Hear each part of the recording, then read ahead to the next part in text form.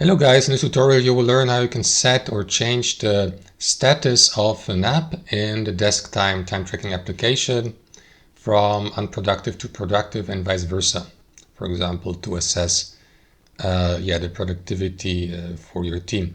So let us guide you through this. So I'm going to log into my DeskTime account here in the web version, of course, on Google Chrome, and then you will need to navigate to this section here, right? My DeskTime, to gain access to reports. And here you will see that overview or summarization of your team. For example, the productive time, desk time, productivity, right? And so on and so forth. So you can scroll down and gain access to the apps you've been using for the given account, for your team here.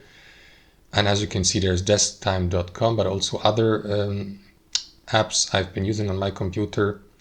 Like, for example, if you hover your mouse over it, you will see a detailed view, for example, Google Chrome, the tabs that have been used during your login time here on DeskTime, and do the same also for, other aspects, like, for example, here, DeskTime.com.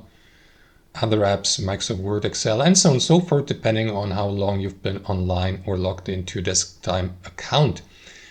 So guys, you can change the status of these apps from productive to unproductive here.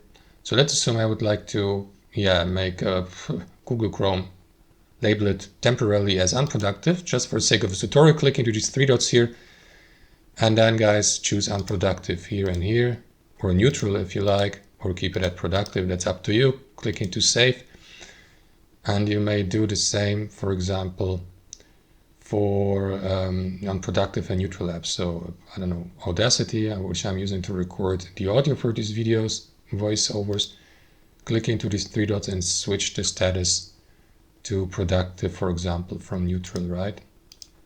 And that is going to move the app to the given label or category, as you can see.